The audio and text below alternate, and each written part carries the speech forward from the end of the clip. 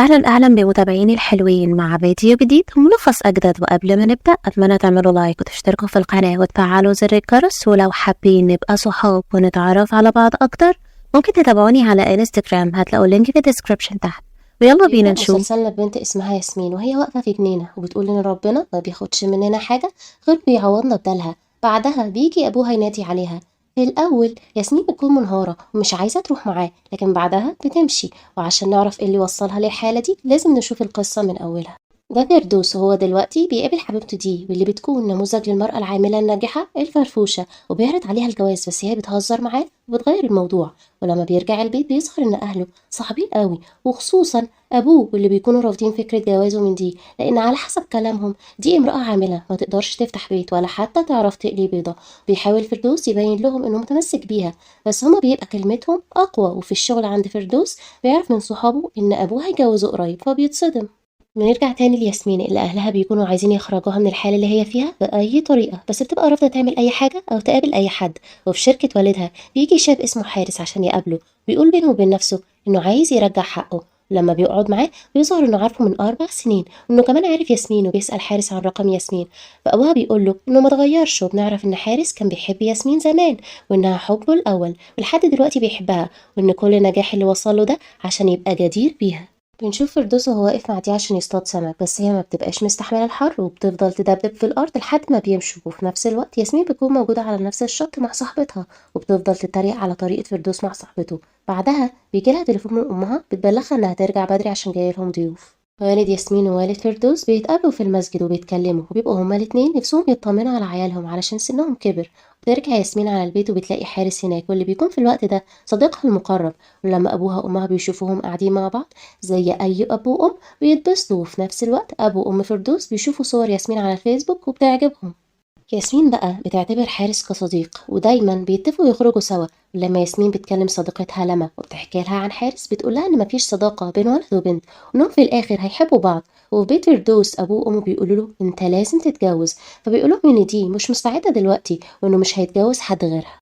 أبو ياسمين بياخدها ويروحوا يصطادوا، بس بعد شوية بتروح تتمشى وبتخبط في فردوس، أصل هو كمان كان بيصطاد. وطبعا بيهزقها، لكن هي بتبقى في عالم تاني وتقريبا بتحبه من أول نظرة، وبتفضل تراقب إيميله في صمت لحد ما أبوها بيقعد مع أبوه وبطريقة لطيفة بيفتح معاه موضوع زواج بنته من فردوس. وده طبعا بعد ما بيعرف إن فردوس مدير تنفيذي قد الدنيا، وأكيد أبوه بيوافق. بعدها بنشوف حارس وياسمين وهما بيجروا مع بعض، ولما بيقعدوا بيديها هدية عبارة عن فوطة محفور عليها أساميهم، ويلمح لها إنه بيحبها، بس هي بتعمل نفسها عبيطة بتهزر معاه. وفي نفس الوقت فردوس بيقعد مع دي وبيعرض عليها إنهم يتجوزوا بسرعة قبل ما أهله يدبسوه في حد تاني، لكن هي بترفض بحجة إنها مشغولة، وإن ما ينفعش يتجوزوا بالسرعة دي، وإنها عايزة تبني نفسها، وبيوعدها إنه هيستناها. بس لما بيروح البيت أبوه وأمه بيفاجئوه إنهم خلاص هيجوزوه. بيحاول يرفض بس أبوه بيكون مصمم، فما بيقدرش يقوله لأ. وفي بيت ياسمين هي كمان ما بتكونش موافقة، بس أول ما بتشوف صورته بيغمى عليها من الفرحة. وطبعا مامتها بتقول لأبوها ويفرحوا والبيت بيتملي سعادة، على عكس فردوس اللي بيبقى زعلان ومش عارف يعمل ايه. أما حارس فيا عيني بيبقى قاعد متوتر وبيحاول يتدرب كويس عشان يتقدم لياسمين، وفجأة هي بتدخل عليه فبيتخض وبيتوتر، والخاتم بيقع من ايده وبرضه مش بيقولها حاجة. وبالليل فردوس بيروح لدي عند الشغل، بيقول لها تيجي تقابل أهله النهاردة عشان تعرفهم إنها مش بتتسلى بيه، لكن هي بتقوله إنها مشغولة جدا وعندها اجتماع مع المدير بتاعها. ولما بنمشي بنتفاجئ إنها رايحة تقابل شاب تاني. بيستمر حارس في محاولاته للتلميح لياسمين، وهي برضه بتستمر في تطنيشه. وأبو وأم فردوس بيقولوا له من غير مقدمات كده اجهز عشان فرحك الشهر الجاي. وطبعا بيحاول يتحجج بأي حاجة عشان يوقف الجوازة، بس هما بيرفضوا. فبيتحايل عليهم يدوله فرصة واحدة يعرض الجواز على دي. فأبوه بيقول له إنه موافق بس بشرط لو دي ما وافقتش تتجوزه في خلال 48 ساعة هيتجوز ياسمين من غير ولا كلمة. بالليل بيروح عشان يتقدم لها، بس هي بترفضه بحجة إن عندها شغل في بلد تانية، وتقوله يستناها سنتين تلاتة. ولما بيوريها الخاتم اللي اشتراه لها بتضحك وتقوله انت بقالك 7 سنين بتتقدم لي وانا برفض. وطبعا هو بيتضايق من ضحكها ده ويحس انها بتهينه، ولما بيعاتبها بتسيبه وتمشي. وفي الوقت اللي فردوس بيبقى حزين فيه ياسمين وامها وامه بيبقوا بيختاروا فستان الفرح. ولما تتصل بيه عشان يجي بيقول لهم يختاروا هما اي حاجه، ومش بيرضى يروح لهم، ده حتى ما بيكونش طايق يسمع اسمها ولا بيكون طايق نفسه عموما.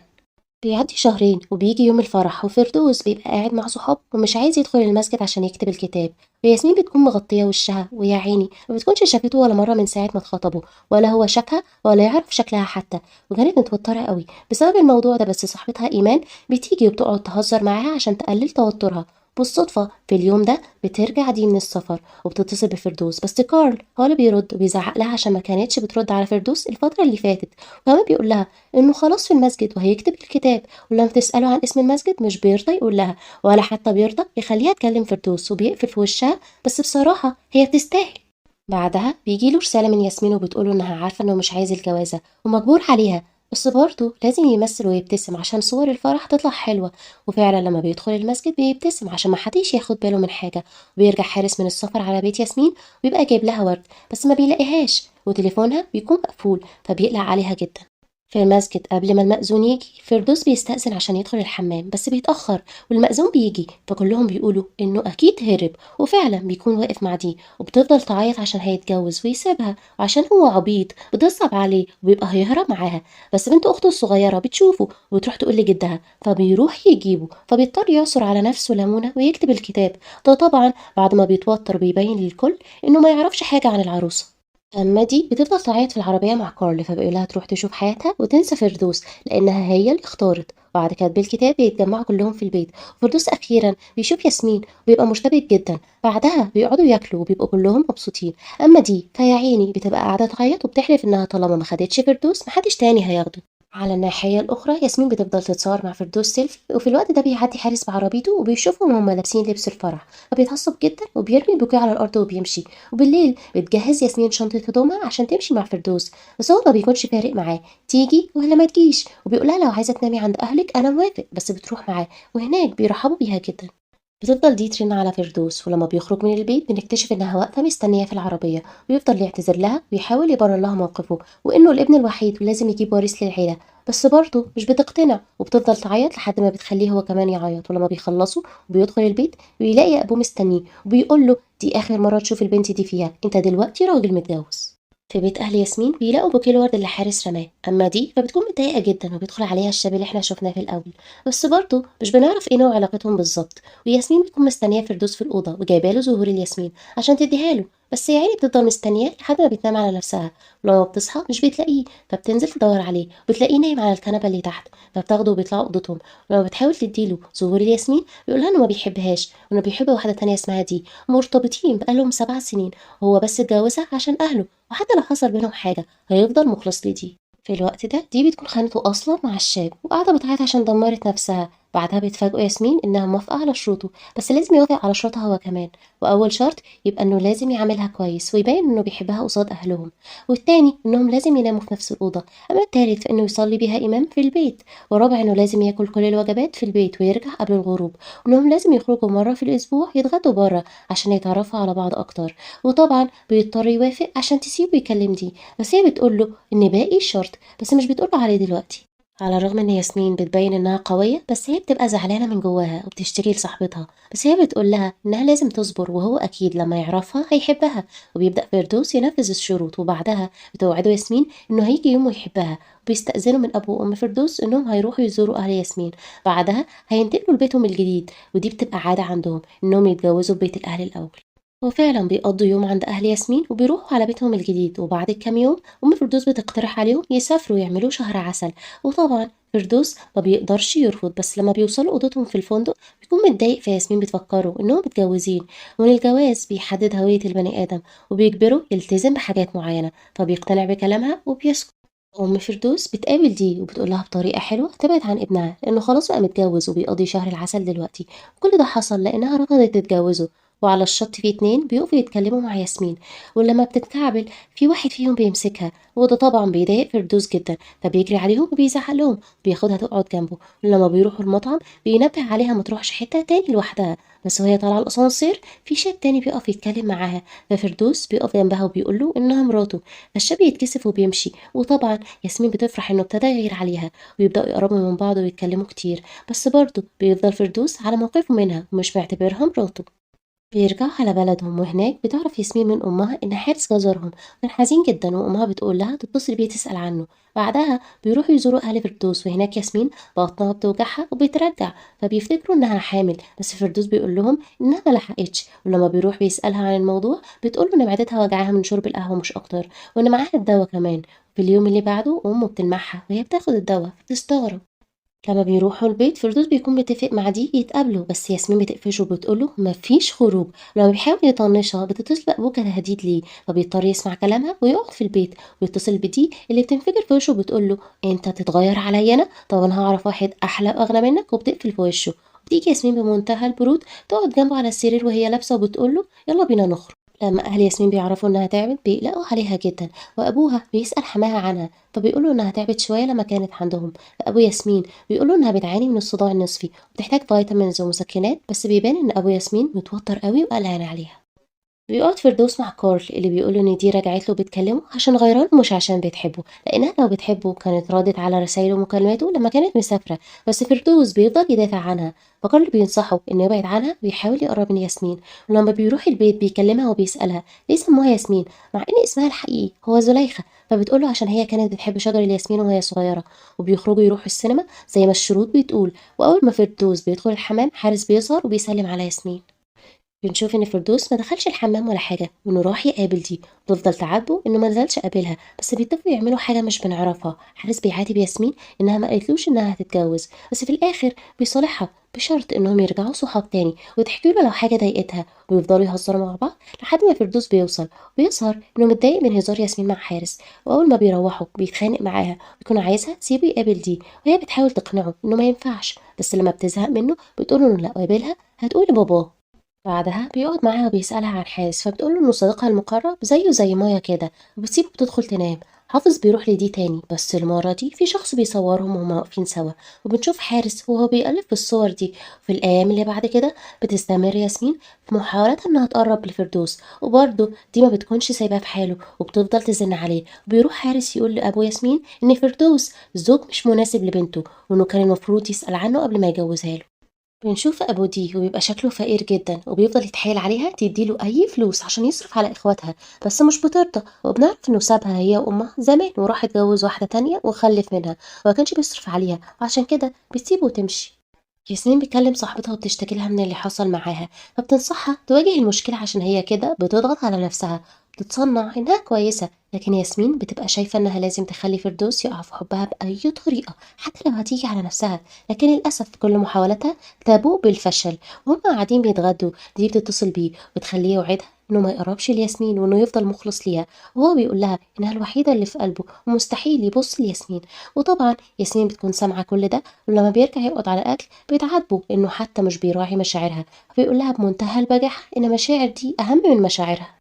لكن بعدها بيعتذر لها وهي بتقبل أسفه، وتاني يوم بيهزروا سوا، فبتقوله إنها كانت متعودة تهزر مع حارس، فبيتضايق شوية وهي ما بتصدق وبتقوله إنه أكتر واحد كان بيهتم بيها، فبيسيبها ويمشي. وفي الوقت ده أبوها بيبقى رايح يزورها زيارة مفاجأة عشان يطمن على صحتها.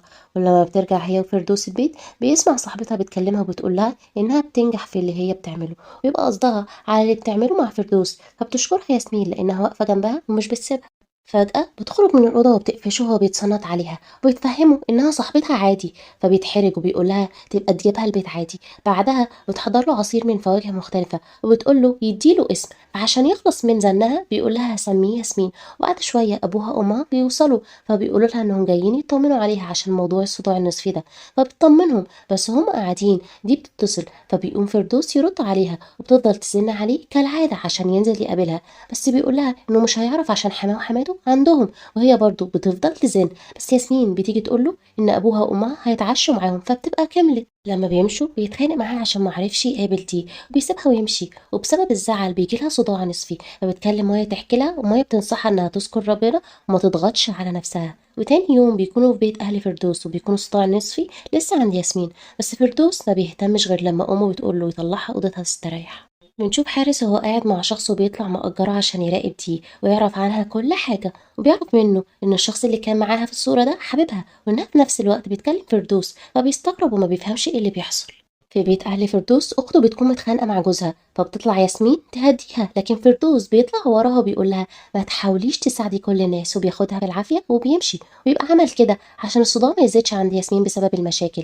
حارس بقى بيروح يقول لأبو ياسمين إن فردوس مصاحب واحدة على ياسمين، وإنه أكيد كان مجبر على الجواز. لكن في الوقت ده فردوس بيبقى ابتدى فعلا يقرب من ياسمين، وبيعملها عصير عشان الصداع يخف، وبيفضل يهزر معاها، وكمان بيشربها لها بإيده، ولما دي بتتصل بيه مش بيرضى يرد عليها، ويفضل باصص لياسمين وهي نايمة. بيعرف أبو وأم ياسمين إنها تعبت تاني، وبيقرروا يروحوا لها، ويستنتج أبوها إن يمكن الصداع رجع لها تاني بسبب دي علاقتها بفردوس. بيرجع فردوس الشغل بعد أسبوعين أجازة، ولما بيشوف رسائل ديلي إنها عايزة تقابله بيتهرب منها بحجة الشغل، وبيجي كارل يرحب بيه، فبيسأله فردوس ليه الناس في المكتب بيكرهوا دي، فبيقول له ما تركز عشان في حاجات كتير انت ما تعرفهاش، وبيفتكر لما دي كانت بتيجي لفردوس قبل كده وكانت بتعامل السكرتيرة وحش. لما فردوس بيخلص شغل كارل بيوقفه وبيقول له انه لازم يروح لياسمين، ولازم يحافظ على بيته ويسيبه من دي. هو فعلا بيروح بس عشان بيبقى خايف من ياسمين لا تقول لوالده. واول ما بيدخل بتستقبله بتقلعه الجزمه والشراب كأي زوجه مخلصه وصالحه. ونشوف دي وهي قاعده مع صاحبتها وبتعيط عشان افتكرت اللي ابوها عمله فيها زمان، وتقول انها مش هتخلي ياسمين تاخد منها فردوس زي ما زوجة ابوها خدته منه. تاني يوم ياسمين بتتفاجئ بوجود دي في البيت عندها مع دخل بيت فردوس. ياسمين مع فردوس لما قدرش يرفض طلبها بمخالفة قواعد ياسمين، لكنها بتمنعها وتقعد جنب فردوس بحجة إن في إبرة على الكنبة، وبتقلع زوجها الجزمة. وبنشوف حارس بيكلم والد ياسمين وبيقول له إن ياسمين طول عمرها كانت بتحب الشغل، وإنها أكيد دلوقتي حاسة بالملل من قعدة البيت، وإنه من الأفضل يجيبها تشتغل معاه. بس والد ياسمين بيقول له إن دي حاجة تخصها هي وزوجها وهو مش هيتدخل. بتتكلم والدة ووالد فردوس عن مشكلة ياسمين، وإنها نصحتها تروح للدكتور أكتر من مرة، لكن ياسمين مش راضية وعايشة على المسكنات. والد فردوس بيقول إن الكلام ده ما ينفعش، وإنها لازم تاخد بالها من صحتها أكتر من كده. بنروح لدي اللي تسأل فردوس إذا كان حصل بينه وبين ياسمين أي علاقة، لكنه بينفي ده ويقول لها تهدى، وإن ياسمين رغم إنه جابها للبيت ما عملتش أي مشاكل، وإنها لو ما بطلتش صوتها العالي وغضبها يبقى الأحسن إنها تمشي. فبتزعل من كلامه وبتقول له إنه بقى يفضل ياسمين عليها. بنلاقي ياسمين بتكلم مايا صديقتها وبتقول لها انها سمعته بيقول لدي انه بيحبها اكتر منها، وانه هيفضل يحبها للابد، لكنها كانت محترمه وما عملتش مشاكل. والدة ياسمين بتطلب من ابوها انه يتصل يطمنها على بنته، بس بيقول لها انها عندها صداع نصفي، مفيش داعي نفضل نزعج فيها كل شويه باسئله كتير ملهاش داعي، وانها ما عندهاش اي دوار او الام في المعده، فمفيش وجه قوي انه يكون حمل. أم فردوس بتتكلم مع أخته وبتسألها لو حابة أبوها يصالحها على جوزها، لكنها بترفض. أما فردوس بيتعجب من ياسمين عشان ما اعترضتش على وجود دي، ولكن ياسمين بتقطع أفكاره وبتقوله إنها بتحب فيلم تحفة البطل فيه رومانسي وسيم وطيب وبيحب البطلة. فبيسألها فردوس يعني هي تحب تتجوز بطل زي ده، فبتقوله إنها متجوزاه أساسا. وبنشوف لما ياسمين جايزة أكل تحفة وظهرت كست بيت ممتازة، ورغم كده لما سألتها دي عن دراستها قالت لها إنها كانت أشطر طالبة في كلية الهندسة. دي بتغير منها وبتوعد نفسها إنها هتدمر بيت ياسمين. بيسأل فردوس ياسمين هو أنتِ ما بتغيريش؟ بتقوله أغير ليه؟ دي مش حد يستحق إنها تغير منه، هي مش الملكة بلقيس يعني. بيتصل الجاسوس بدي وبيقول لها إن ياسمين مختلة وبتكلم نفسها. كارل بيقعد مع فردوس وبيقوله إن اللي عمله ما كانش صح، وإنه لازم يفكر أكتر في مشاعر ياسمين ويبطل يضايقها. بنشوف دي وهي بتتعلم الطبخ بعد ما استفزتها ياسمين بحلاوة طبخها، وبتتصل بفردوس وبتأمره يخلي ياسمين تنام على الكنبة بره عشان تكرهه أكتر. بس بنلاقي ياسمين وفردوس قاعدين سوا على السرير عادي، ولما بتنام بيفكر فيها وقد إيه هي لطيفة وجميلة، لكنه بيقول في باله إن دي برضه جميلة ولطيفة وهتبذل كل اللي عندها لنجاح أسرتهم لما يتجوزوا. بتصحى ياسمين تاني وبتقول له انها مش حابه تشتغل وعايزه بس تخلي بالها منه، فهو بيقول لها انه كمان مش حابب انها تشتغل، هو قادر يتحمل كل تكاليف البيت لوحده. بتخرج ياسمين مع والدها وبياكلوا سوا في مطعم عشان يطمن عليها وانها سعيده، وفردوس بيعاملها كويس وبتطمنه. بس قبل ما تمشي ياسمين من المطعم بتشوف دي فردوس سوا. بيدور فردوس على ياسمين اللي بتكون قاعده على جنب حزينه وبتعيط بسببه، وبيشوفها حارس وبيطمن عليها وبيقول لها ده اكيد بسبب الصداع النصفي، وبيديها ادويتها وبيقول لها تتصل بيه لو احتاجت اي حاجه، وبيمشي. وفجأة بنلاقي حد بيضرب فردوس وبيطلع حارس. بتتكلم ياسمين تاني مع صديقتها الوهمية مايا وبتقول لها انها مش عارفة تصارح فردوس ازاي، وهي اصلا ملهاش حق تعترض على اي حاجة بيعملها بره البيت بموجب اتفاقهم. ومايا بتقول ان مفيش حد مهتم بيها غير حارس. فردوس بيروح يقابل دي اللي بتتضايق من تغيره معاها بعد الجواز، انه بدأ يحب ياسمين، وبتقوله إن ياسمين مجنونة وتكلم نفسها، وإن مستحيل واحدة عاقلة تقبل بإن واحدة غريبة تدخل بيتها مع جوزها، عشان كده قبلت تتجوزه رغم إنها غنية وهو شاب بسيط. فردوس بيزعق وبيقول لها تبطل وقاحة، وبتمشي غضبانة وهي بتقوله مش هتبطل دفاع عن المجنونة دي، بس بتتصل بيه لما تروح وتعتذر له عشان ضايقته، فبيقبل اعتذارها وبيقول إنه بيحبها. والد ووالدة فردوس بيتكلموا عن بنتهم، الأب بيكون شايف إنها لازم تصبر وبيرفض الطلاق تماما. ياسمين بتلوم فردوس وبتقوله مش معنى إنها موافقة على علاقته بدي إنها مش بتغير، وإنه لازم يراعي مشاعرها، بس لو مش مهتم بيها عادي هي هتهتم بنفسها. فبيبقى مبسوط قوي إنها بدأت تغير عليه. بنشوفهم تاني يوم سوا في المطبخ وبتقوله إنها هتطبخ بكرة لأهله لأول مرة، وإنها متحمسة جدا، بس بتكلمه دي وبتقوله يخرج معاها، لكنه بيرفض عشان النهارده هيخرج مع ياسمين زوجته، فبتغضب وتقفل السكة. بيدخل فردوس على ياسمين المطبخ بيلاقيها تعبانة، فبيقول لها إنها مش لازم تطبخ، هو ممكن ياكل بره. فبتقول له أنت من إمتى بتهتم كده؟ فبيقول لها من ساعة ما قلبه بدأ يحبها. بعدين بنشوف دي بتكلم والد فردوس وبتقوله إن ياسمين مجنونة، بتكلم نفسها، وإن الصداع النصفي والأدوية اللي شافها بتاخدها أكيد لعلاجها النفسي. حارس مستغرب من إن ياسمين لسه بتهتم بفردوس رغم كل اللي عمله معاها، إلا إنها بتقوله إن ده زوجها وهي هتفضل تهتم بيه دايما. وياسمين مروحة البيت بتخبط فيها دي وبتقع منها أدويتها، وبالصدفة فردوس بيكون شايفها. فردوس بيلوم ياسمين عشان ما قالتلوش على موضوع الأدوية، لكنها بتقول إنها مش عايزة تقلقه وإنها كانت بتاخد أدويتها وهو في الشغل، وبتسأله إذا كان بيخرج مع دي كل يوم، فبيقول لها إن دي حالة خاصة. فبتقوله إنها مش مهتمة باللي بيعمله بره، لكنها اتضايقت لما جابها البيت، فبيعتذر لها وبيقول إن الموضوع مش هيتكرر تاني، وبيعرض عليها يروحوا سوا يزوروا والدتها عشان ما شافتهاش بقالها مدة. دي بتقعد مع والد فردوس وبتقوله إن ياسمين مختلة ممكن تقتل فردوس وهو نايم، ومن الأحسن إنهم ما يناموش جنب بعض. بنشوف فردوس وهو بيسأل والد ياسمين هل كان عندها أي حب سابق، فبينفي وبيقوله إن كل اللي عندها مجرد أصدقاء. بس فردوس بيشك في حارس. ياسمين وفردوس بيناموا في شقة أهلها، وتطلب منه يبطل خناقات معاها وإنها ملهاش ذنب في مشاكله مع دي، فبيعتذر لها وقال إنه مش هيزعق لها تاني. بيعترف لها إنه سعيد من شخصيتها اللطيفة معاه، لكنه مش بيحب إنها تكون ودودة مع رجالة تانيين. فبتقوله ليه هو أنت غيران، بس بيتوه في الكلام وبيطلب منها ينام. أحيانا اللحظات الحلوة في حاجات بسيطة بتبوظها، وفجأة بترن عليهم دي في نص الليل، لكن ياسمين هي اللي بترد عليها وبتقولها بطلي قلة ذوق وسيبيه يرتاح. فبتقول لها دي إن هو مش بيحبها، بس ياسمين بتقفل السكة في وشها، والصبح بتجهز له كيكة شوكولاتة، بس والدتها بتقوله إن حارس ساعدها في تحضيرها، فبيظهر على وشه علامات الغيرة. حارس بيروح لياسمين وبيقول لها إنه عرف قصة دي وفردوس، فبتترجاه ما يقولش لأبوها أي حاجة. فردوس بيشك في حب ياسمين وبيشك في إنها كانت بتحب حارس قبل ما تعرفه. وبيت والد ووالدة فردوس ياسمين بتطبخ لهم الغدا، وبتسأل فردوس لو كان الأكل عجبه، بس والده بيتعصب بدون داعي، وفردوس بيكمل عليها ويلومها عشان اتكلمت عن الأكل. بس كارل بيلوم فردوس إنه زعل ياسمين قدام البيت كله، وبيقول له إن المشكلة مش عند ياسمين، المشكلة إن أبوه بيتعصب على حاجات تافهة. بيحلم فردوس إنه في خناقة مع حارس وبالغلط بيقتل دي، وبيصحى مقلوب من على السرير، بيقول إنه حاسس إنه بيظلم دي معاه. بيتكلم والد ووالدة ياسمين عن مذكراتها وإنهم مش عايزين فردوس يشوفها أبدا. يا ترى إيه اللي في المذكرات دي؟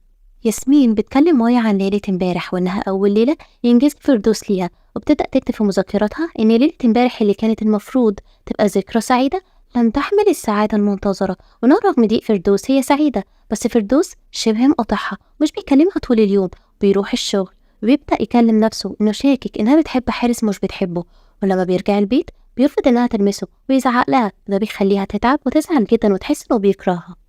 بنشوف بعد كده دي بتهرب من واحد وبيكون حارس بس مخبي وشه. حارس بيكلم والد ياسمين إنه شاف فردوس وهو بيعمل ياسمين باحتقار وإنه مش عايزها تلمسه. بيروح فردوس مطعم مع كارل ودي، بيبعت دي تجيب له دواء للصداع، بيقول لكارل إنه متضايق من إن ياسمين عندها صديق، فكارل بيقول له ده يضايقك في إيه؟ أنت عندك عشيقة. بيقول له أنا ممكن أتجوز 4، هي لأ. كارل بيقول له هو أنت قادر تتحمل واحدة أساسا؟ لو منزعج من ياسمين ومش قادر تحبها طلقها. ولما بيرجع البيت بيحاول يبقى لطيف معاها، ولكنها بتبعد عنه عشان تبقى مطيعة لأوامره، بس هو بيحاول بعدين يعتذر لها وبيقول لها إنه واثق فيها. بعدين والده بيتصل بيه وبينصحه لو لقاها غضبانة ما ينامش جنبها عشان ما يحصلوش حاجة، وبعدها بيتصل عليها ومش بترد عشان بتكون مع رانيا بيتكلموا عن تطور علاقتها مع كارل وإنهم قربوا من بعض. تاني يوم بياخد فردوس أجازة مرضية عشان يخرج معاها، لكنهم هما بره بتتعب بس بترفض تروح للدكتور. هنشوف بعد كده ليلى أخت فردوس وجوزها زين بيتخانقوا سوا، وبيمنعها من الخروج من البيت لمدة أسبوع عشان راحت فسحة مع ياسمين، وبيقول عليها غشاشة وقليل الدين ومش قدوة بنته. فردوس بيحاول يصالح ياسمين وجايب لها أكل من بره عشان يريحها، لكنها بتقول إنها مش هتصالحه إلا لما يأكلها بإيده. وفجأة بتدخل دي البيت وبتاكل الأكل من إيده بدل ياسمين. بتقعد دي على السفرة وبتقدم له الحبار اللي هي طبخته في البيت، بس بيكون حار جدا وهو مش بيحبه، بس بياكل عشان ما يخيبش أملها. بيكلم والد فردوس أمه عن حالة ياسمين، وبيقول إنه خايف ما تجيبلوش الولد اللي هما عايزينه، وإنها مدللة ومش بتتعلم أبدا. قبل النوم ياسمين كانت متضايقة من حب فردوس لأكل دي الوحش، عشان كده بتطبخ له أكل كويس وبتقول له إن دي مش بتتعلم عشان بتحبه، دي بتتعلم عشان تغيظه مش أكتر. والد فردوس بيقابل دي مرة تانية وبيقول لها إنه مش راضي عن ياسمين وإنه شاكك في سلامة عقلها، وده بيسعدها. بعدها دي بتروح لفردوس وبتعتذر له إن أكلها سبب له المرض، وبيسألها ليه بتتردد كتير بين كوالالمبور وبلاد تانية وبتلغي مواعيدهم دايما، وإنه مبقاش حاسس إنها بتحبه، لكن دي بتقول له إن ده شغل مش أكتر. بيتقابل أبو فردوس مع أبو ياسمين في المسجد وبيقول له إنه استغفره وما قالوش عن مرض ياسمين، فبيقول له أبو ياسمين ما يصدقش أي حاجة بيسمعها وإنها كويسة، هي بس بتفقد وعيها كتير من وهي صغيرة كل ما تتوتر. فبيقول له طب والناس اللي بيقولوا إنهم شافوها وهي بتكلم نفسها؟ فبيقول له عادي، ممكن تكون بتكلم حد بسماعة البلوتوث. ليلى بتطلب من جوزها تزور أمها بعد الشغل، لكنه بيرفض وبيقول لها تجيب بنتهم من الحضانة، وإنه ما يضمنش لو اتأخرت بعد الشغل هتروح عند والدتها ولا هتقابل راجل تاني. فبتزعق له وتقول له ما يشكش في أخلاقها. فبيفتكر زوجته الأولى اللي سابته بسبب فرط قيوده عليها وبيبدأ يضرب في ليلى بعنف. ياسمين كانت تعبانة وفردوس كان بيراعيها فبتشكره، بس دي بترن عليه وهو بيطنشها عشان المهم عنده دلوقتي هي زوجته. ياسمين بتخرج مع ليلى وبتسألها ايه معورك في بقك كده، فبتقول لها انها وقعت. دي بتتصل تاني على فردوس وبتطلب انها تكون معاه في المأدبة السنوية، لكنه بيقول لها انه راجل متجوز وبيطلب منها تسيبه ينام. بيروح زين لبيت حماه وبيقول له انها بتخرج عن طوعه وبتروح تقابل ياسمين، ولكن ليلى بتقول انها هي اللي طلبت من ياسمين تخرج معاها. بيتقابل فردوس مع كارل وبيقول له انه هيجيب دي مع المأدبة عشان هي هددته انها هتنتقل لمدينة تانية بشكل دائم لو ما جاتش معاه. فكل بيلومه، بس فردوس بيصر انه هيجيب دي وبيقول له كل واحد يجيب اللي هو عايزه، دي حرية شخصية. فبيمسك كارل في الكلمة وبيروح المأدبة مع ياسمين. كارل أول ما الحفلة بدأت خلى ياسمين تقعد مع فردوس وراح هو قعد مع دي. فردوس قال لياسمين ليه ما قالتلوش إنها عايزة تيجي؟ قالت له زي ما كارل عرف لوحده كنت المفروض تعرف لوحدك. قال لها إنه كل سنة بياخد دي معاه. قالت له ده قبل ما تكون معايا.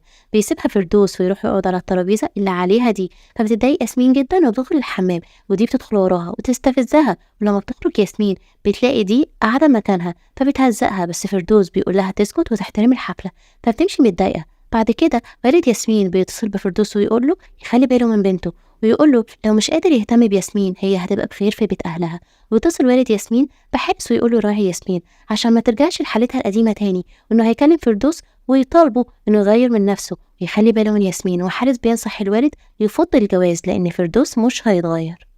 ياسمين بتبقى حزينة جدا وفردوس بيحاول يعتذر لها إنه هيهتم بمشاعرها بعد كده. ياسمين بتقوله لو حابب يخرج مع دي يقدر يعمل كده، وإنها مش هتجبره يتغير. هما بقالهم 4 شهور متجوزين، بس دي لسه مسيطرة على قلبه، ولو حابب يسيبها معندهاش مشكلة. وبتفصل كلامهم رسالة من أخت فردوس بتطلب من ياسمين تخرج معاها.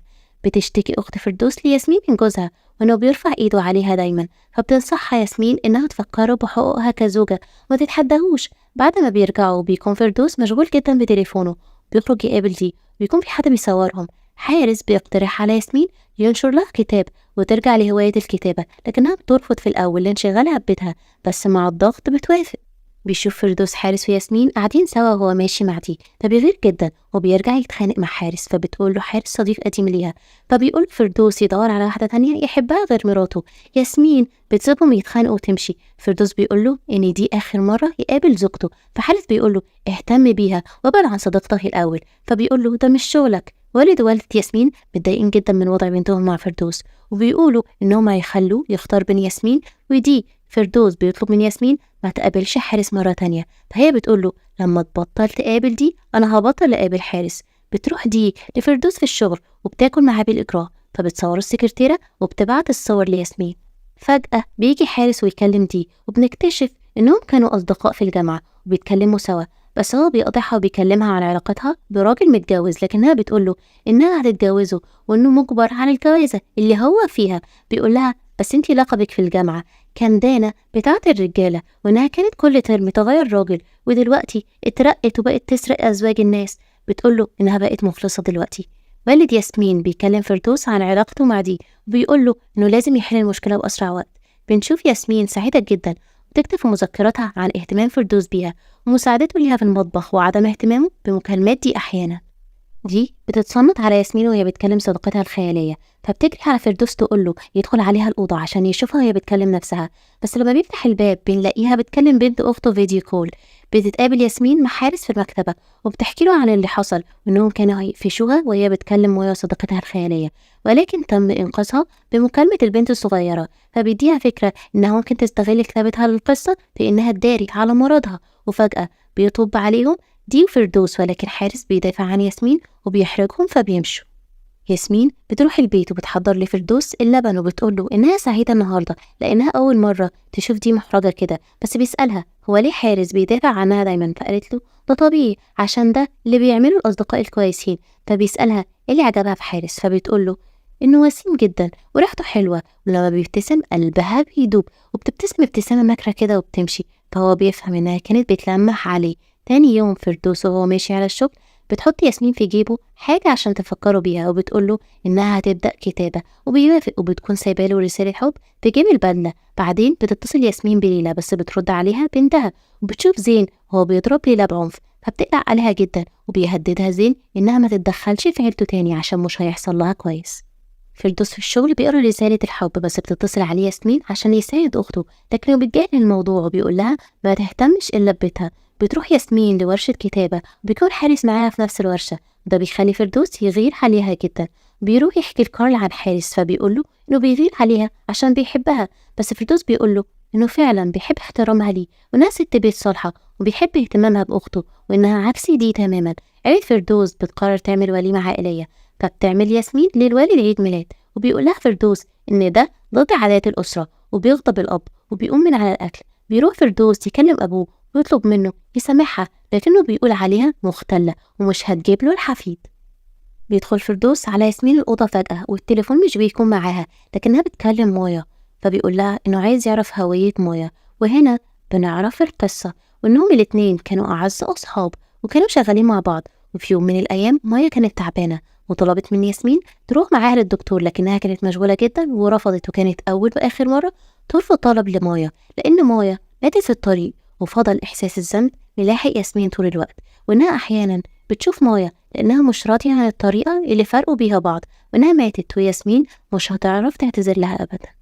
فردوس بيقول إنها لازم ما تخليش الماضي يأثر عليها لأن مويا لو كانت عايشة ما كانتش هترضى أبدا تشوفها حزينة، ويطمنها ويقول لها إنه هيخلي باله منها دايما. بتروح ياسمين لحارس وبيديها شوية كتب تستلم منها الأفكار بتأليف كتابها وبتطلب مساعدته في الكتابة، ويقول لها ما فيش مشكلة بس هو حاليا عنده ميعاد. بيروح يقابل دي وبتقول له ما يتدخلش بينها وبين فردوس وياسمين وإنها بتحب فردوس من 8 سنين. مع وصول فردوس المكان بيقول لها حارس إنه عنده اقتراح يخص ياسمين عشان يشوف ردة فعله، فبيتعصب فردوس وبيغير على ياسمين. فبيقول لها حارس شفتي إنه بيحب ياسمين وإنتي مش مهمة بالنسبة له، فبتقول له لا فردوس ما بيحبش غيري، بس فردوس مش بيأكد كلامها.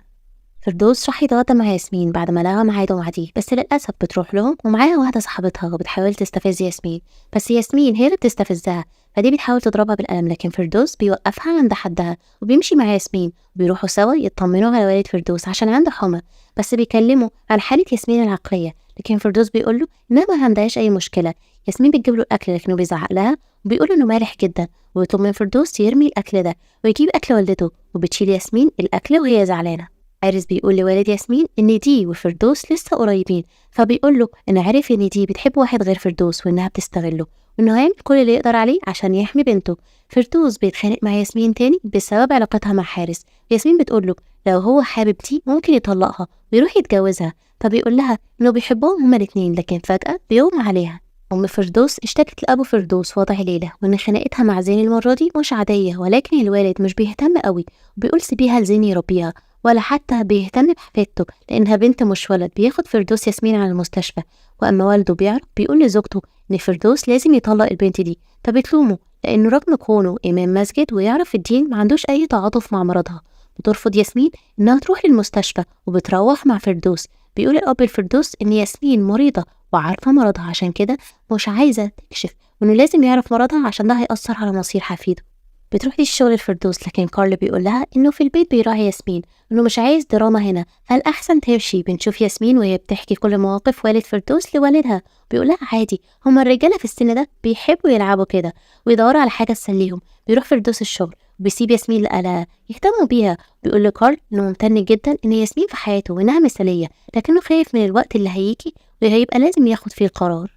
بيقول الأب والأم لياسمين إنهم عارفين علاقة فردوس ودي، وبتقول لهم ما يقلقوش عليها، لكنهم بيكونوا زعلانين عليها جدا من الوضع اللي هي فيه. وبيقولوا لها إن بيتهم دايما مفتوح لها، وإنها لو حابة تتطلق ما عندهمش مشكلة، لأنهم عارفين إنها بذلت كل مجهودها مع فردوس. ياسمين بتروح تقابل حارس اللي بيكون رسم لها رسومات كتابها، وفردوس بيروح يقابل دي اللي بتلوم ياسمين على خطفه منها، لكنه بيوجه اللوم ناحية أبو وأمه اللي معرفوهاش علاقته بدي من الأول. ياسمين بتقابل ليلى وبتسألها ليه مش بترد عليها، وإنها حاسة إنها مش بخير، فبتقولها إن كل حاجة بخير، بس بيجي زين البيت وبيقول لليلى تجهز عشان هينزلوا سوا. بترد ياسمين وبيقولها ما تتدخلش في عيلته. بيتقابل والد فردوس وياسمين بعد الصلاة، بيلوم والد فردوس ياسمين على مرضها، بيقول لأبوها إنها أضعف من إنها تكون ربة منزل، وبيمشي، وده بيعصب والد ياسمين جدا. بتمشي ياسمين مع والدة فردوس وبتقول لها ما تزعلش من والد فردوس، هو عصبي دايما وهي هتتعود عليه. بيتصل والد ياسمين بحارس وبيقول له يحقق ورا صديق دي. اما ياسمين ووالدة فردوس بيشوفوا دي وفردوس سوا بالصدفه، ولكن ياسمين بتاخد الام وتمشي بسرعه. بتقول ياسمين للام انهم منفصلوش عن بعض، تطلب منها تحتفظ بالسر وما تقولش لوالده ابدا عشان ما يتعصبش على فردوس. بتبعت ياسمين رساله لدي وبتخرج تقابلها وبتقول لها انها عايزاها تبطل تخون فردوس وتهتم بيه عشان هو بيحبها، لكن دي بتقول لها انه ما عندوش اي املاك وموظف براتب. لكن ياسمين بتترجاها ما تخيبش ظنه وتكون مخلصه ليه عشان هو ما يستحقش انها تخونه.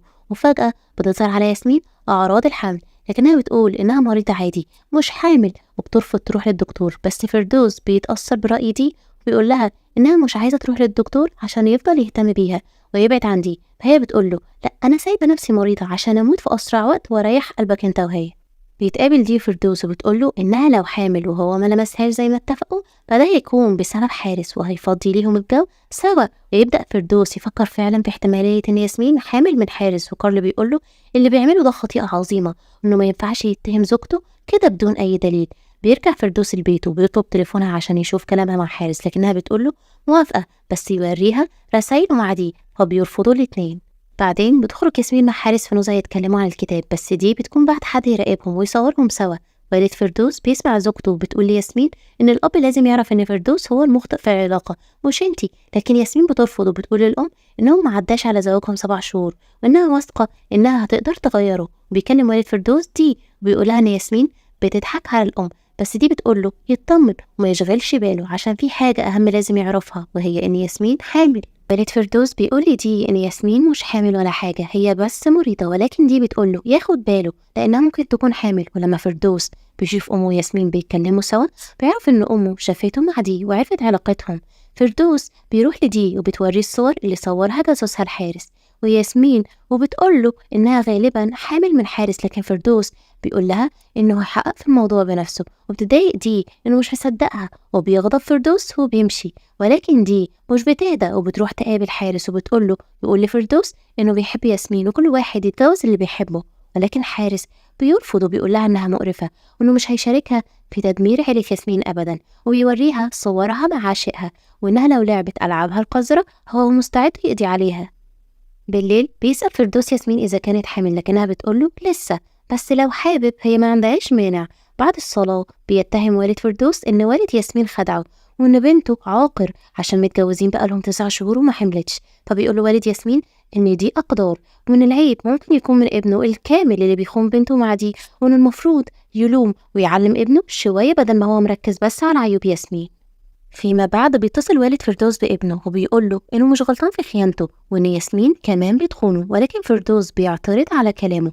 تاني يوم بتروح ياسمين الشغل وتجيب غدا، لكن فردوس بيخرج يتغدى مع دي اللي كالعادة بتحرضه ضد ياسمين. بيتقابل حارس مع والد ياسمين، والوالد بيكون شايف إن فردوس حب ياسمين وعشان كده لسه مطلقهاش، ولكن حارس بيعارضه وبيقول إنه طماع ومش عايز يخسر الاتنين مش أكتر.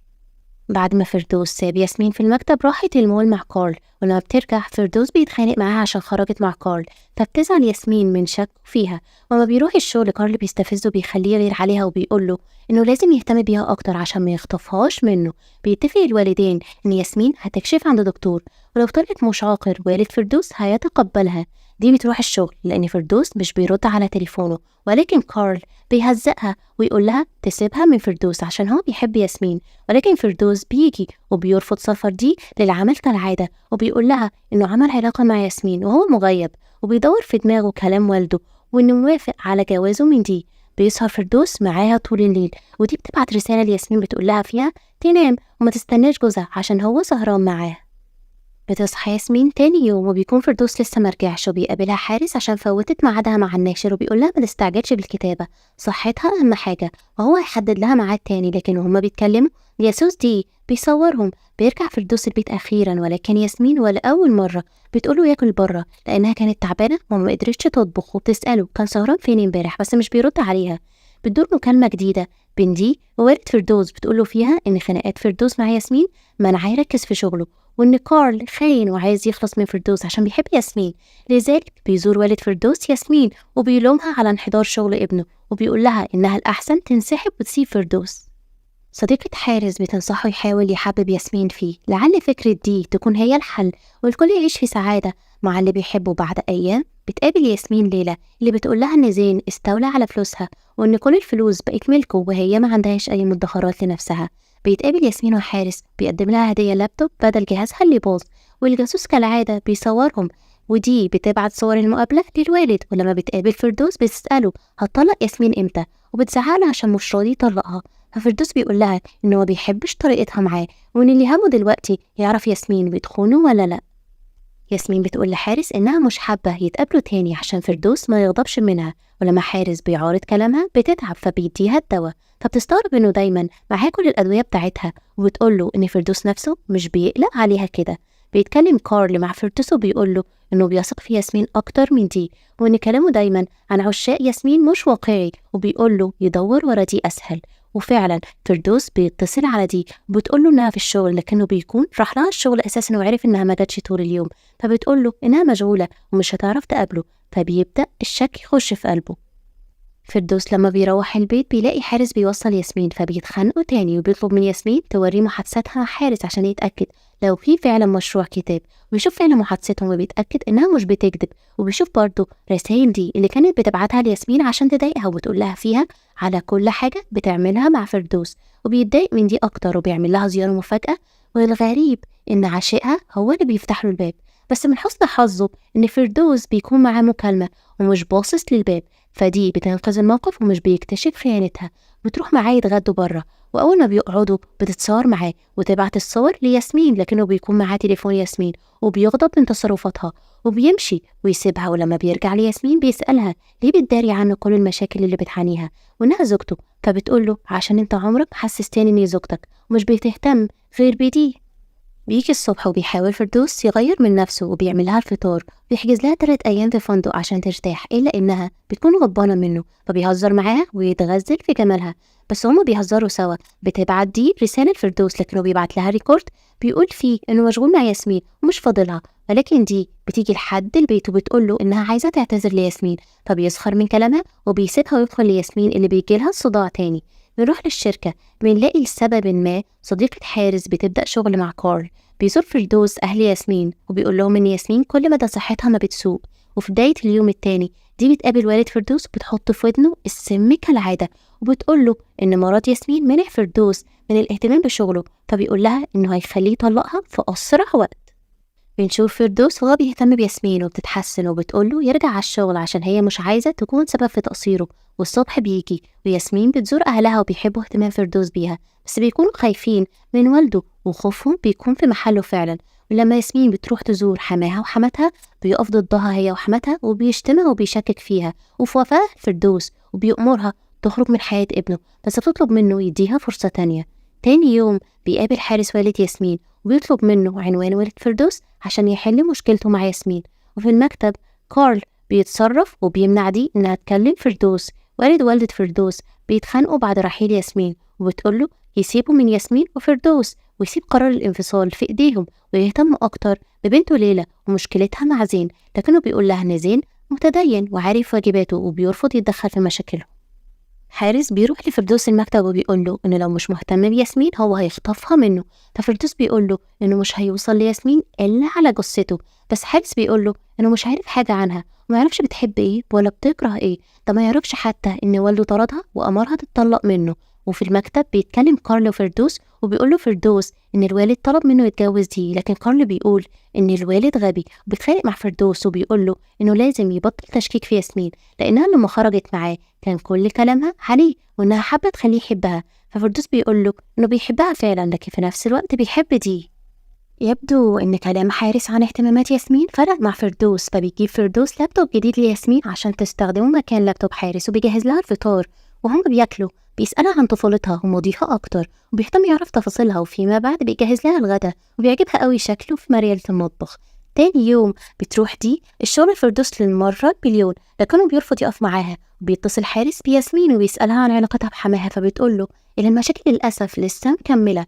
ولما حارس بيبلغ والد ياسمين بيتعصب وبيكون مش راضي بتعامله العنصري معاها، ومتضايق كمان من فردوس إنه مش بياخد أي رد فعل في الموضوع وسايب والده يهين ياسمين، ولكن حارس بيهديه. في هذه الأثناء بيستشير فردوس كارل إذا كان المفروض يسمع كلام والده ويطلق ياسمين، لكن كارل بيقوله إن الوالد بيخالف مبادئه وإنه قال إنه مش هيتدخل في العائلات بتاعة أولاده، وسايب ليلى تماما وزين ويعمل العكس معاكم، وبيقوله إن هو الوحيد اللي قادر باتخاذ قرار طلاق ياسمين. بس فردوس بيقوله إنه بيحب ياسمين ومش عايز يطلقها. بنشوف حارس بيتكلم مع صديقته شريكة كارل وإنهم عايزين يضعفوا علاقة كارل وفردوس ويخليه يشكك في تركيز صديقه في العمل. هتتجمع المشاكل على فردوس ويتشتت بين مشاكل دي وياسمين ومشاكل كارل. بنروح لياسمين في بيت أهلها وهي بتقول لوالدتها إنها ما عندهاش أي مشاكل مع فردوس. وفجأة بتدخل أم فردوس البيت وبتعتذر لوالدة ياسمين على تصرف زوجها مع ياسمين. وفردوس لأول مرة بياخد موقف قوي ضد والده وبيقول له ما يكلمش ياسمين أبدا بسوء لأنها مراته ومش هيطلقها، وهو مش بيخطط لأي حاجة تربطه بدي دلوقتي. بالليل لما بتقعد ياسمين مع فردوس وتحكي له عن مشاكل ليلى مع زين وبتطلب منه يساعد أخته، بيقول لها إنه مش هيتدخل لأن علاقة زين والوالد قوية جدا، ولو اتدخل ده هيضر بعلاقة الوالد مع ياسمين أكتر. وبيقول لها تشيل ليلى من دماغها، ولكن بمجرد ما بيروحوا بيت أهله بتكلم والده وتقول له ينصح زين بتعديل طريقته مع ليلى، فبيقول لها ما تتدخلش في بيوت الغير، ولكنها بتقول له أنت اتدخلت ببيتي. فبيتعصب الوالد وبيكلم فردوس إنه لازم يتجوز دي حتى لو الواقعة دي رفضت. والدة فردوس بتقابل زين وبتطلب منه يعامل ليلى بشكل أفضل، ولكنه بيقول لها إنه بالغ وعارف إيه أحسن طريقة لإدارة أسرته. ولما بيرجع البيت بيضرب ليلى وبيقول لها لو اشتكته لأمها هيدفنها حية. وبتروح دي لفردوس الشغل بتقول له إنها عايزة ديت أخير معاه قبل ما تسافر بشكل نهائي، فبيوافق وبيبعت رسالة لياسمين يقول لها إنه هيتأخر في الشغل، فبتشك فيه وتبعت رسالة لحارس اللي بياخدها ويروحوا المكان اللي موجود فيه. فردوس ودي بمجرد ما بتشوفهم ياسمين سوا وهما بيتفقوا على جواز بيغمى عليها. فردوس مش بيشوفهم وبياخد حارس ياسمين وبيروحها بعد ما منعته يتخانق مع فردوس. أول ما بتوصل البيت بتبقى تعبانة جدا، ولما فردوس بيقول لها تروحي المستشفى معاه بترفض وبتزق وتطلع أوضتها وبتتصل والدة ياسمين بفردوس، فبيقول لها إن بنتها تعبانة جدا ولازم تروح للدكتور. فبتقول له إنه لو مش قادر يهتم بيها يبعتها ليهم وبتقفل السكة. بعد كده بيقول كارل فردوس إنه الأحسن ينسى دي قبل ما حد يخطف ياسمين منه، بيحذره تاني من شكاوى العملاء منه وإنه لازم يهتم بشغله أكتر. ياسمين بتحكي الحارس على التليفون إنها ما قالتش لفردوس إنها شافته مع دي، وإن فردوس زاد اهتمامه بيها، وإنه مع الوقت هيدرك إن هي اللي بتحبه، ولكن حارس ما بيعجبوش كلامها وبيغلط في فردوس، فبتقفل ياسمين التليفون.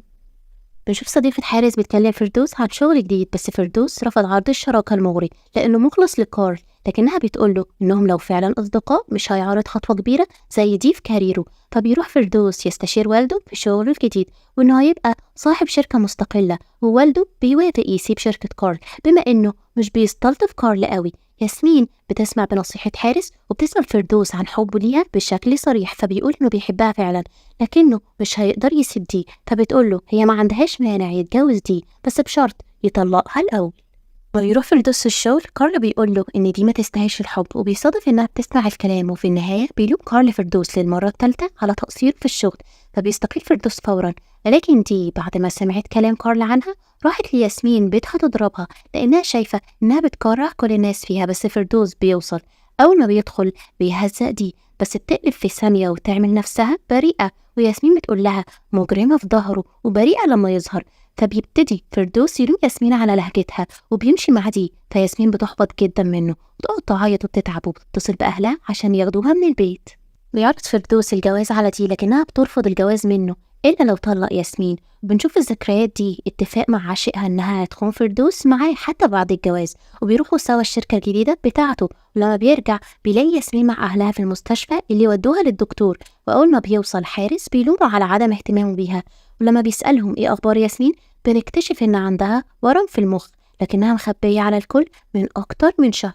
لما بتسأله والدته ليه كان سايب ياسمين فبيقول لها إنه كان مع دي، فبتهزقه. وبيخش الوالد يقول إنه مش هيعدي غشهم ليه على خير، وبيتمنى إن ياسمين تموت، وبيسكته فردوس بس بيسمعه والد ياسمين. ياسمين وهي تعبانة تماما بتقول لفردوس إنها مش عايزة تكون مشكلة ليه أكتر من كده، ولكنه بيرفض الطلاق وبيقول إنه مش هيسيبها وهيفضل يرعايها دايما. ولما دي بتقابله بيقول لها إنه مش متخيل حياته من غير ياسمين، وإنه هيبقى مسؤول أخيرا ويركز مع ياسمين دلوقتي، فمش عايزها في حياته. فبتقعد تصيح في المستشفى وكارل بيشمت فيها، وهي بينها وبين نفسها بتتوعد لياسمين بالموت. أما ياسمين بتصحى بيقول لها إنها لازم ترتاح زي ما الدكتور قال، فياسمين بتقول له مالكش دعوة، روح اهتم بدي، وتطرده من الأوضة أكتر من مرة. بيجي النهار وبيكون لسه معاها في الأوضة وهي نايمة، وتدخل دي فجأة وبيخرج معاها. في الليل ياسمين بيجيلها صدمة عصبية مفاجأة وبتجبرهم يخرجوها من المستشفى. فلما بيرجع فردوس تاني يوم مش بيلاقيها، بس بيلاقي والدها اللي بيقوله إن ياسمين تتمنى إن هو ودي يكونوا زوجين سعداء لكنها مش عايزة تكمل معاه أكتر من كده، وبيلوموا إنه راح مع دي وساب مراته في ظروف زي دي. بيجتمعوا الأهالي سوا مع فردوس، وبيرفض والد ياسمين أي صلح، وبيسأل فردوس والدها عن مكان ياسمين لكنه بيرفض يقوله في الأول، بس بعد كده بيقوله إنها بتعمل العملية بره. ياسمين بترجع من بره وبنعرف إنها هتعمل عملية و15 جلسة إشعاع بعد العملية. بنشوف حارس بيهتم بيها، أما فردوس بيكون مكتئب بعد غياب ياسمين وبيستنى رجوعها وبيفتقدها جدا. بتنجح عملية ياسمين وحارس بيكون معاها طول الوقت، وفي هذه الأثناء فردوس بيروح بيت أهله، ووالده بيطلب منه يتجوز دي بس بيرفض. وليلى بتقول لأبوها ما تكررش أخطائك معايا مع فردوس، ولكنه بيبرر لزين ضربها تاني. وقبل ما تشتد الخناقة بيمشي فردوس من البيت، ولما بيرجع بيته بيتجنن ويبدأ يتهيأ وجود ياسمين من شدة افتقاده ليها، وبيقعد يدور عليها في البيت كله كأنه نسى إنها ما بقتش في البيت. بتصحى ياسمين من النوم بعد العملية بعد ما كانت بتحلم بفردوس، وبتقعد تبكي، وتاني يوم بتقلب في صور فرحهم لأنه بيوحشها. وبالصدفة أثناء ما فردوس بيقلب في لبس ياسمين بيلاقي مذكراتها، وبيقعد يعيط هو كمان، وبيعرف قد إيه هو غبي وقد إيه هي كانت بتحبه. دي بتكون مع عشاقها وترفض تقابل فردوس في أي وقت عشان تحسسه قد إيه خسارتها كبيرة. وفي وسط ما هي ماشية مع عشاقها بيقابلها أبوها وبيطلب منها فلوس لعلاج إخواتها لكنها بترفض كالعادة. بيحاول فردوس يعرف إن والد ياسمين مكانها بس بيرفض يقوله، وبيطلب منه يدعي لها تخف. بيقابل فردوس دي وبتقول إنها مش مستعدة تتجوز دلوقتي عشان عندها شغل مهم جدا لمدة 3 شهور. وبعد كام شهر بيحاول يوصل لصديقة حارس اللي خلته يستقيل من شغله، بيكتشف إنها خدعته وإنها ملهاش وجود في الشركة اللي قالت له عليها. وبيروح كارل يسأل فردوس عن شغله اللي مش موجود أصلا، ولكن فردوس بيقوله يهتم بشغله أحسن. وبيكمل كارل كلامه إنه المفروض يدور على ياسمين ويبطل اهتمامه بدي، وبيقوله إنه شافها الأيام اللي فاتت بتخونه كذا مرة وهو حر يصدقه أو يصدقها. حارس بيراعي ياسمين دايما وجايب لها مياه زمزم كعلاج، وبنعرف بعدها إن الوالد بيرتبط مع زين بعلاقة عمل، وزين بيقوله إنه هيبقى مليونير لو سابه يشغل له فلوسه لمدة 3 شهور. وفي أثناء مكالمة زين والوالد بيشتكي فردوس لوالده إن فلوسه خلصت وبقى عاطل. ليلى بتروح تلم هدومها من بيت جوزها وبتطلب من أبوها يروح معاها لكنه بيرفض، وزين بيستغل إنها لوحدها وبيضربها تاني، لكن والدتها بتوصل وبتنقذها منه وبتطرده وتقوله إنها هتبلغ البوليس. بيستغفر فردوس ربنا عن كل أخطائه وبيدعي إن ياسمين ترجع له. لما بيألف مذكراتها القديمة بيكتشف إنها بتحبه من قبل ما تتجوزه ومفيش غيره في قلبها. وبنعرف إن فردوس كان مدرس لياسمين في المدرسة وهي بتحبه من ساعتها. بنشوف ياسمين بتقول لحارس إن دكتورتها ماريا معجبة بيه، لكنه بيقول لها إن مفيش إلا بنت واحدة في قلبه. ليلى بتعرف شراكة الثراء السريع بين زين ووالدها وبتصارحهم باللي اكتشفته، وبتعرف أمها سبب الدفاع المستميت من الوالد عن زين. وبنشوف ناس بتلاحق زين ويبدو إنه اتنصب عليه في مخطط هرمي والفلوس ضاعت وبقى في مصيبة. بيكمل فردوس قراية في مذكرات ياسمين اللي كانت بتكتب فيها يوميا كلامها معاه، وبيقعد يعيط لما بيكتشف إنه كان حبها الأول. الأم بتعرف إن فردوس اتنصب عليه في شغل جديد، وكارل بيقدم كل الدعم لفردوس وبيطلب منه يرجع لوظيفته. وبعدين بيقعدوا سوا بيحكي لفردوس عن مذكرات ياسمين وقد إيه هو نادم دلوقتي على كل الألم اللي حسسها بيه، وبيقول له إنه لو رجع بيه الزمن مش هيكرر غلطاته تاني. حارس بيعترف لياسمين بحبه بس مش بترد عليه. فردوس بيقعد مع دي وبتقول له إنها مش عايزة قصة والدتها تتكرر فمش هتتجوزه إلا لما يطلق ياسمين. وبنعرف إن والد دي قابل فردوس وحكى له القصة، وطلعت دي ظلماه وأمها هي اللي خانته أساسا. فبيقول لها فردوس إنها عامية البصر والبصيرة، وبيقول لها إنه عارف إنها على علاقة مع واحد تاني. فبتقول له أكيد ياسمين هي اللي قالت لك، لكنه بيتفاجئ إن ياسمين أصلا كانت عارفة بس ما قالتلوش حاجة، وكارل هو اللي قاله مش ياسمين. وبيقول لها إن أكتر حاجة غبية عملها إنه ساب ياسمين وقت مرضها وخرج معاها. بتروح دي لبيت أهل فردوس وبتطلب منهم يقنعوا فردوس يتجوزها. الولد بيوافق رغم رفض الأم، ولما بتروح دي لبيت فردوس بيطردها. ولكن في الليل بتحصل المفاجأة. ياسمين بترد على حارس وبتقول إنها بتحبه، وإنها لو هتغير حاجة واحدة في ماضيها هيكون إنها هتحبه هو بدل فردوس، ولكنها عشان لسه بتحب فردوس مش عايزاه يربط نفسه بأمل زائف لأنها لسه متجوزة فردوس، فهو الأحسن يتجوز دكتورة ماريا. بس بيرفض ويقول لها ما تتكلمش في الموضوع ده تاني. بتشوف دي عشقها مع واحدة تانية، لكنه بيقول لها إنها مجرد واحدة بتساعده في التسويق للفندق بتاعهم، وبتعرض عليه الجواز لكنه بيطلب منها تأجيل النقاش. بنعرف إن ياسمين لما أغمى عليها في المدرسة زمان كانت بتمثل عشان فردوس يشيلها ويهتم بيها. وفي أثناء ما فردوس بيفتكر مذكرات ياسمين بيقول له والده إنه لازم ينسى ياسمين ويتجوز دي. ياسمين بتظهر لفردوس في تهيؤاته أكتر من مرة، ويبدأ يكلم مايا زيها من فرط اشتياقه ليها. بيكون فردوس في بيت أهل ياسمين بيدور عليها، وهما لما بيشوفوا حالته الصعبة بيترددوا يكلموه في إجراءات الطلاق. وبتتكلم ياسمين مع حارس إنها مش هتبعد عنه حتى لو راحت لفردوس، هتفضل على اتصال معاه. بتشكره جدا على اهتمامه بيها، وبتقوله إنها لازم ترجع البيت عشان تخلص مهمتها، بس هو بيكون خايف ترجع تحب فردوس. بتروح دي تتراجى فردوس يسمعها، بس بيرفض ويقول لها ان ياسمين رغم كل معاناتها بسببها كانت رافضه تقوله عن خيانتها عشان ما تجرحش مشاعره وانها خاينه وغشاشه. فبتقوله ان علاقتها مع حافظ شبه علاقه ياسمين بحارس لكنه بيتجاهلها ويمشي. بيروح فردوس لبيت ياسمين ويطلب من اهلها يطلع اوضتها، وبيتفاجئ لما بيشوفها بتفتح له، بس بترفض تكلمه وبتقوله قد ايه عانت معاه لمده سنه وهو ولا هنا مشغول بدي. ولما بيعتذر لها بترفض اعتذاره، بتطرده ويدخل اهلها يهدوها، ولكنها بتقول لهم إنها مش هتهدى إلا لما يمشي لأنها مش عايزاه زوج ليها وإنها بتكرهه. فبيعيط فردوس لما بيسمع كلامها وبيخرج. بنكتشف إن سبب ضيق ياسمين إن حارس وراها صور لفردوس مع دي وهي تعبانة، رغم إنه في الحقيقة كان بيتخانق مع دي وقتها. الأهل بيكونوا مصدومين جدا من رد فعل ياسمين. لما بيرجع فردوس البيت أخته بتحكي له كل المساعدات اللي قدمتها لها ياسمين من غير ما تقول لحد. بيكتشفوا قد إيه ياسمين كانت مهمة في حياة الأسرة كلها مش بس في حياة فردوس. لما بيرجع كارل الشغل بيلوم فردوس إنه سايب ياسمين لحارس رغم إنها لسه مراته، وإنه مش بيحارب العالم عشانها، وبيقول له إن دي آخر فرصة ولازم يستغلها ويلحقها قبل ما تضيع منه. بتاخد دي فردوس لمكان ياسمين وحارس، بتشوفهم ياسمين سوا، ولما بيحاول فردوس يكلمها بيظهر على وشها نظرة إحباط وبتسيبه وتمشي. بيشوف فردوس ياسمين وحارس وهما بيشتروا أزياء الزفاف. بتزور والدة فردوس ياسمين تطمن عليها، وبتعتذر للأم لو كانت ضايقتها لكنها محتاجة تعيش مع ناس بتحبها بجد. فالأم بتقول لها إن فردوس بيحبها، لكنها بتقول إنها ما بقتش حاسة بحاجة ناحيته وإنها نسيته بعد نضال طويل ومش عايزة ترجع تحاني تاني. بتتفهم الأم كلامها وبتدعي لها بالسعادة. فجأة حافظ عشيق دي بيبتزها بصورها معاه وبتعرف إنها حامل منه. الأم بتلوم ياسمين على خروجها المتكرر مع حارس رغم إنها متجوزة، وبتقول لها ما تضحكش على نفسها وهي لسه بتحب فردوس. ووقت الفطار بيجي فردوس يزورها ببوكيه ورد، لكنها بتقوم من على الأكل وبترفض تسمعه، وبتقول له ما يجيش هنا تاني لأنها بتكرهه وبتحب حارس وهتتجوزه.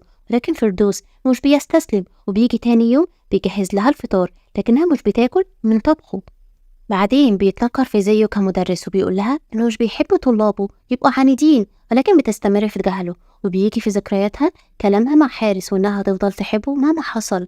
بتروح دي البجحة لأهل ياسمين وبتقول لهم إنها حامل من فردوس، وبتقول لهم يجبروا ياسمين وفردوس يبعدوا عن بعض عشان يتحمل فردوس مسؤولية ابنه. بتعزم والدة فردوس ياسمين على الغدا وبتشكرها على مساعدة ليلى في مواجهة زين، بس بيجي فردوس مع دي وبيتصدم بياسمين في البيت.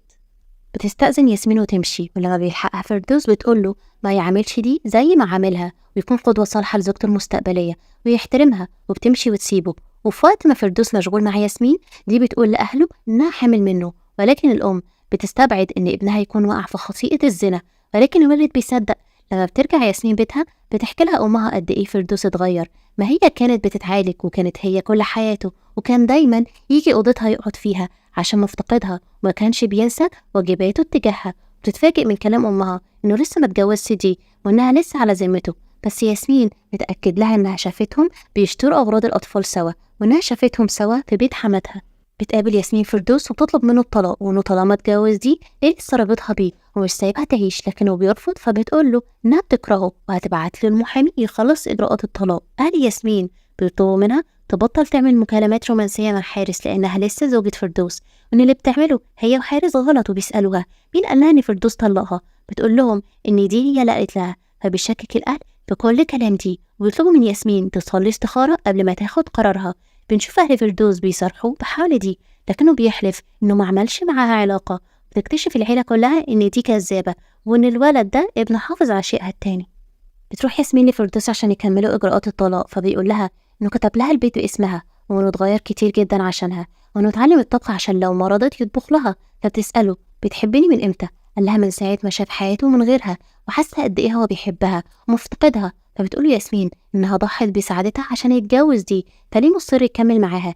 بيقول لها إن دي مش صالحة عشان تحل محلها، بيحلف لها إنه ما عندوش أي مشاعر حب ناحية دي. ياسمين بتقوله إنها بتحب حارس وإنها سمعته لما كان بيخرج مع دي وهي مريضة ودمرها الحزن وخيبة الأمل، وإنها كانت فاكرة إنه بيحبها مع الوقت، بس كانت غلطانة وكان دايما بيثبت لها إنه مفيش حد في قلبه غير دي. فبيقول لها فردوس إنه كان غبي وإنه ما أدركش مدى حبه ليها إلا لما ما بقتش معاه، وبيعتذر لها وهو بيبكي، لكنها بتستأذن وبتمشي. بيبعت فردوس لياسمين صورتهم سوا لما كان مدرسها وبيكتب عليها أنا كمان بحبك. وكل ما ياسمين بتميل لفردوس شوية بتفتكر وعودها الحارس، وفجأة وهي بين أفكارها بتبعت لها نية رسالة إنها عايزة تقابلها، وفردوس بيكون سامع كلامهم سوا وهي بتقول لنية إنها مش بتحب حارس بس هي هتحاول تحبه لأنه الوحيد اللي حاول يساعدها. فردوس بعد ما بيسمع الكلام ده بيروح لوالد ياسمين وبيطلقها عشان تبقى سعيدة، بس لما بتعرف الخبر بتروح له الشغل وتقول له إنه شرير وأناني وإنها لسه بتحبه، فمش بيصدق اللي بيسمعه وبيقول لها إنه كمان بيحبها. بعد كده والد فردوس بيعتذر لوالد ياسمين عن كل ظلمه ليها وبيتصالحوا. صديقة حارس بترجع لفردوس فلوسه وبتقول له إنها صديقة حارس وإنهم كانوا بيعلموا درس عشان يقدر الناس حواليه، وبتقول إن حارس كويس وكان متوقع إن الأمور هتوصل لكده. بتستأذن ياسمين فردوس إنها تروح لحارس وبتعتذر له، وبيقول لها إنه زهق من إن الناس اللي بيحبهم مش بيحبوه، ويطلب منها فردوس تسيبه يكلم حارس شوية على انفراد، بيشكره على رعايته ليها وهي مريضة. وحارس بيعتذر له إنه كان بيحاول يخليها تحبه وهو عارف إنها لسه على ذمته، وبيقبل فردوس اعتذاره.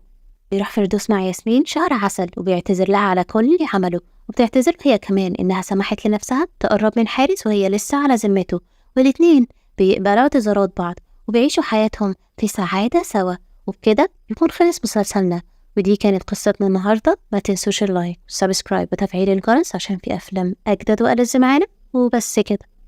Beni meğerse bilmeden geçmişim hayatından bir iz bırakmadan, bir söz bırakmadan.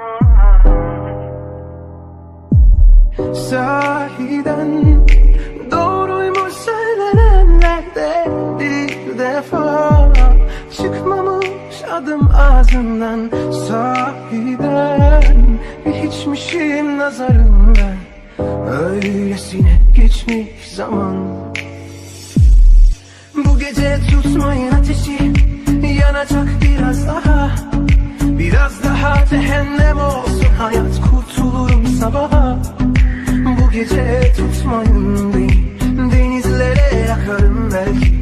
Ağlarım haykıra haykıra, gönderirim sulara.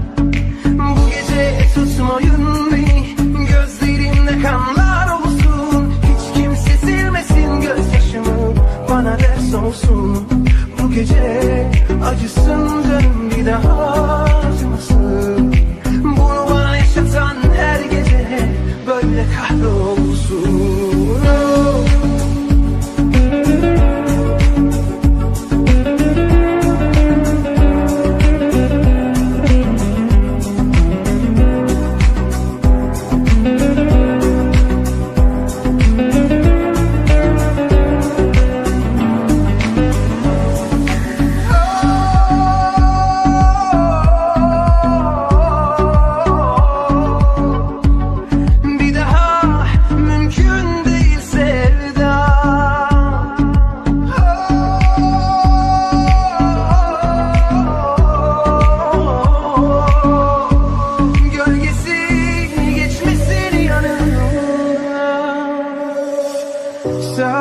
sahiden. Doğruymuş söylenenlerde bir defa, çıkmamış adım ağzından sahiden. Bir hiçmişim nazarında, öylesine geçmiş zaman. Bu gece tutmayın ateşi, yanacak biraz daha. Biraz daha cehennem olsun hayat, kurtulurum sabaha. Bu gece tutmayın beni, denizlere yakarım belki. Ağlarım haykıra haykıra, gönderirim sulara. Bu gece tutmayın beni, gözlerimde kanlar olsun. Hiç kimse silmesin gözyaşımı, bana ders olsun. Bu gece acısın canım bir daha.